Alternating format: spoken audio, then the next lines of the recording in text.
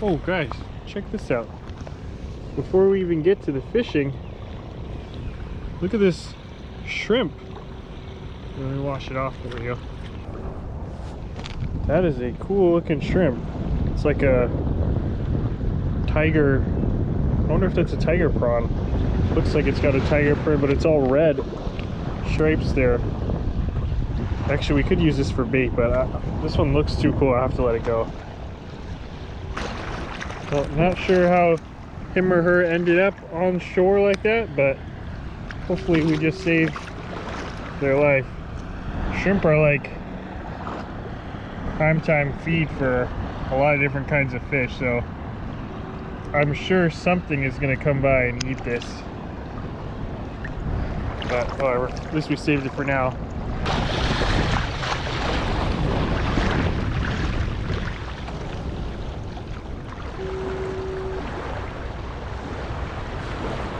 Oh, look at that. Oh.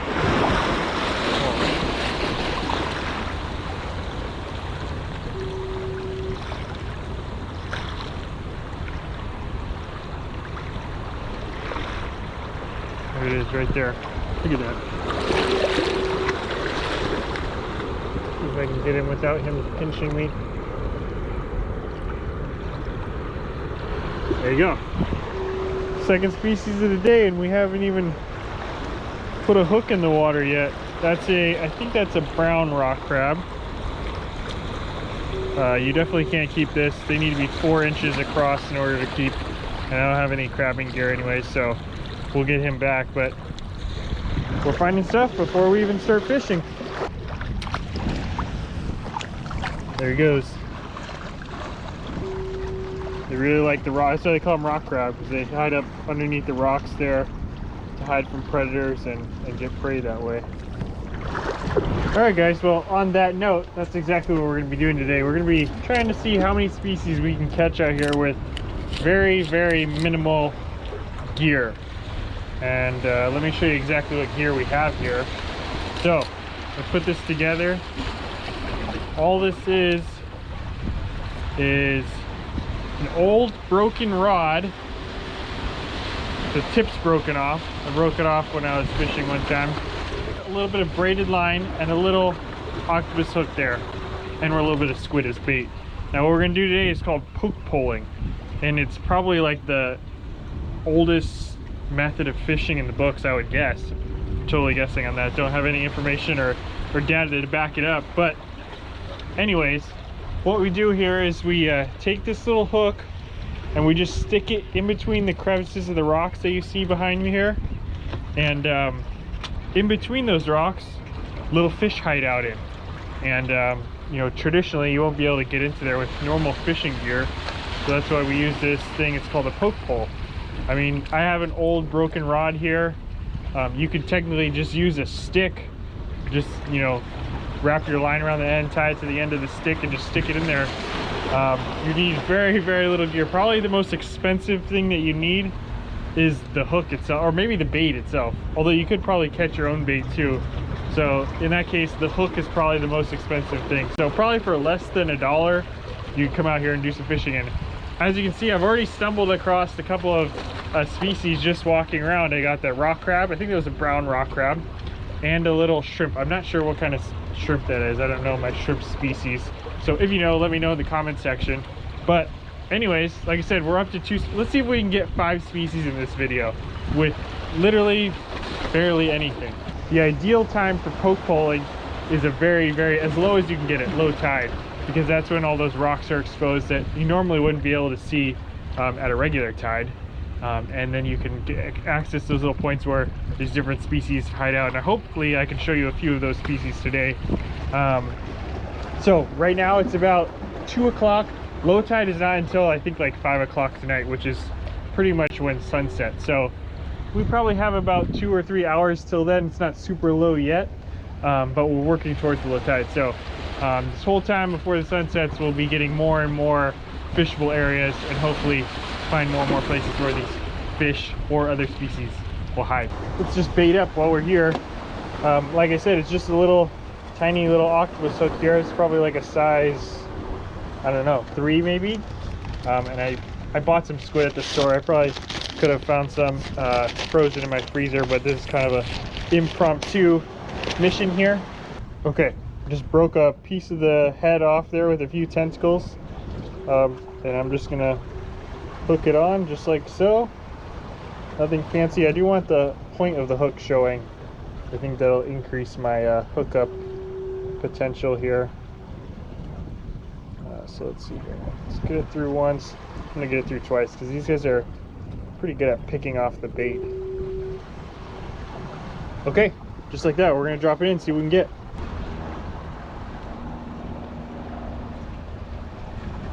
Oh, hold there, someone just grabbed it.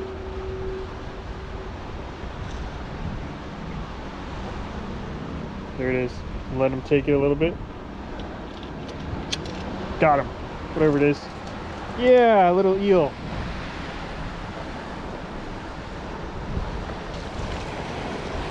I'm so used to like not putting my rod in the sand because, you know, your reel will get all that salt water and sand in it, but this time with this stuff it doesn't really matter.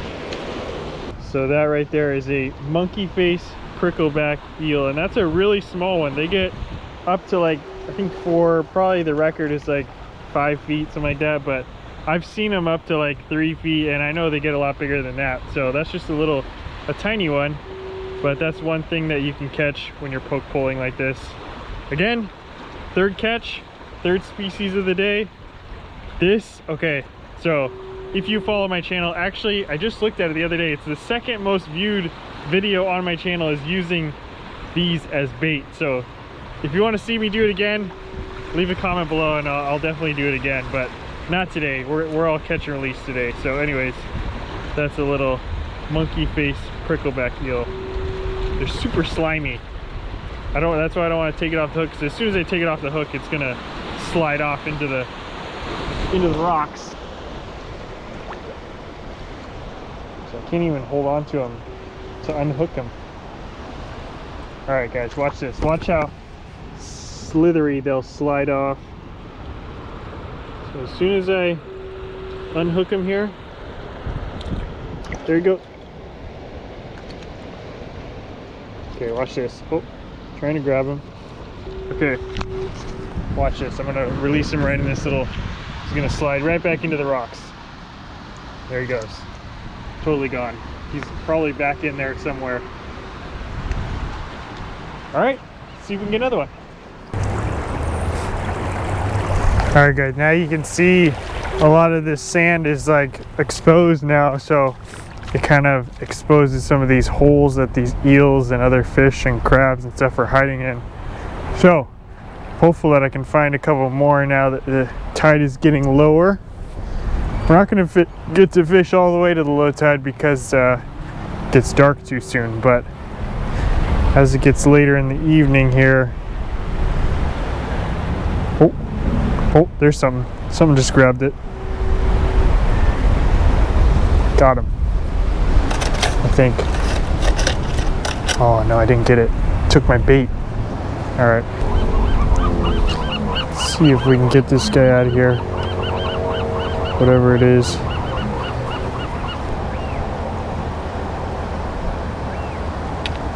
There it is.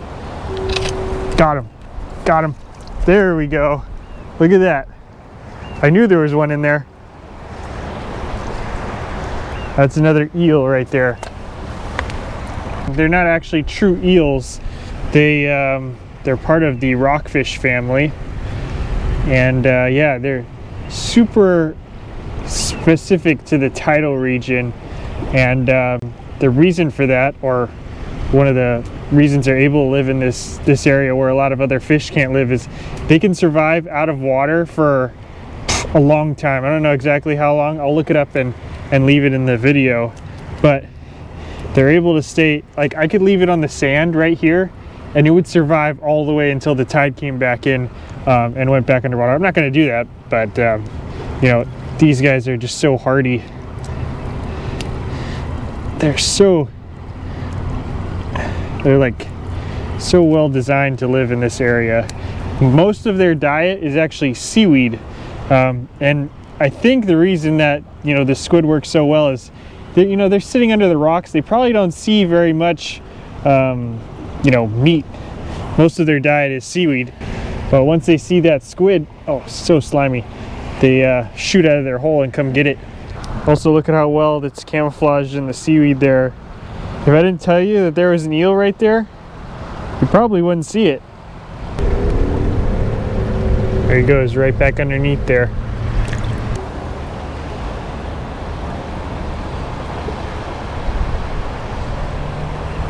There he is. He's got it in his mouth. I'm trying to get him to just eat the whole thing so I can hook him.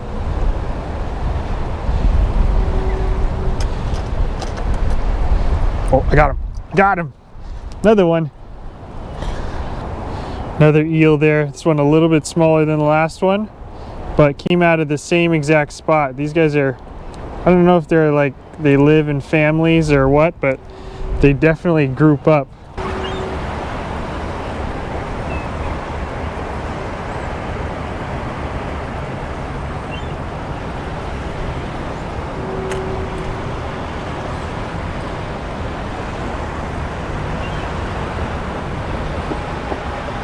Oh, oh, oh.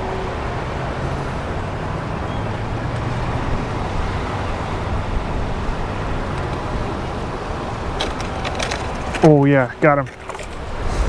Got him. Awesome. This is a third species. Oh, what is this? There's our fourth species of the day. I'm pretty sure, although I'm not 100%, I'm pretty sure that's a cabezone. I'm not 100% sure. It could be some kind of sculpin. In fact, yeah, I think this might be some kind of sculpin, just because I haven't seen a cabezone with this kind of coloration, and the head looks, I don't know, it just looks a little different. So you guys have to let me know in the comment section what this one is. I'm gonna guess it's some kind of sculpin. You know what, I'll look it up before I post this video, and I'll put the name in there, but I'm pretty sure this is some kind of sculpin, just because it looks really similar to like a really small cabezone, which is what I caught in my last video, but obviously that one was a lot bigger. But this one, the coloration looks a little different. Oh.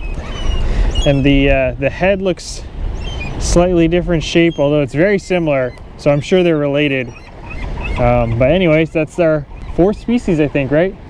Shrimp, rock crab, red or brown rock crab, monkey face eel, and now this one, whatever this is, I think is a sculpin.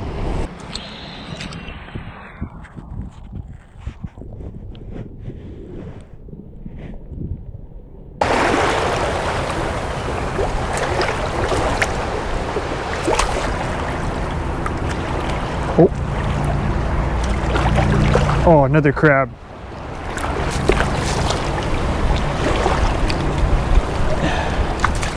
Another brown rock crab. Almost like mirror image of that first one we got. Not quite the fifth species.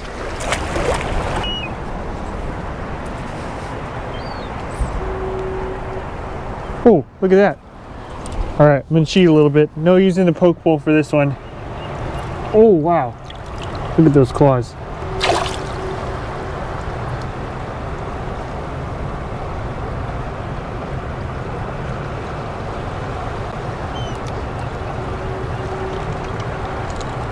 I got him. There we go. All right, that's going to be our fifth and final species right there. That is a kelp crab, I believe. Pretty bright red colors. But this is about as big as I see them. They don't get very big like the Dungeness or the rock crab. Look at the long legs though. He's perfectly camouflaged to blend in with that kelp in there. And I don't want to get pinched, so I'm going to go ahead and let him go before he gets me, so I could just see this ending in a disaster. Ooh, that was close.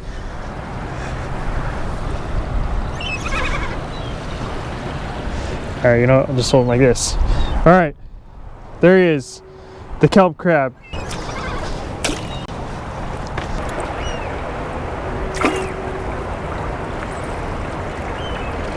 Ooh, feels like a good one. Oh yeah, there we go. There we go. That's the biggest one of the day right there, another eel. God, these guys are so slimy. All right guys, I'm not gonna be able to hold this thing.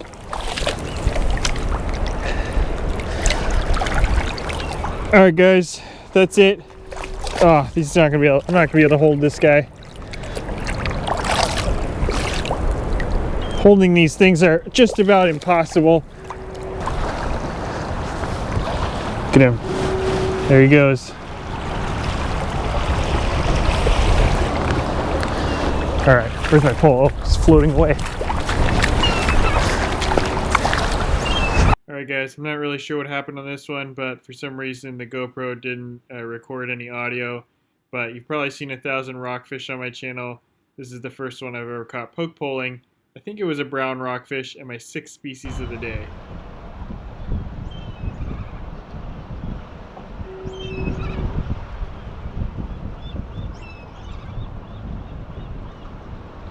Oh, that might be a bigger one. Something else just picked it up.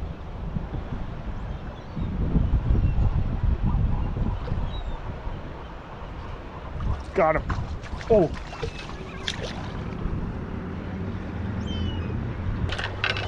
Stop. I got him, I think. Okay, stop. Okay, got him. Oh, that's another species. Oh, no. Wow. I think that's a kelp fish. I'm not 100% sure. I don't think I've ever caught one of these, to be honest. I think it's my first one. They're not very common in my waters, at least. Not from what I've seen, at least. But it almost looks like a cross between the eels that we're catching and a rockfish, somewhere in between there. But anyway, we'll get him back. Is that 6, 7? I think that's 7 species. Oh, shoots back up in there. Well guys, it's gonna wrap it up. We did way actually better than I was expecting. I was going for 5. I thought that was gonna be a stretch, but we actually got 7 species. Just dinking around with a little stick and a hook, basically. And yeah, super fun little fishing adventure, something different. And I have to say, this is actually the first time that I done poke poling on my own. The first time I did it, I went with a buddy of mine named Corey, showed me the ropes in my last video when I used those eels as bait. But this is my first time doing it alone, and super easy. If you want to take some kids out here and just dink around in the rocks, I highly recommend it. You just have to find a really low tide, and that's pretty much it. Pick up some squid. You don't even need really a fishing rod. You do need a fishing license, but you don't need a fishing rod. You just put, you know, a little hook on the end of a stick, and you could easily catch these, just like I did in this video. So, anyways, if you guys liked it, I'd love to do some more.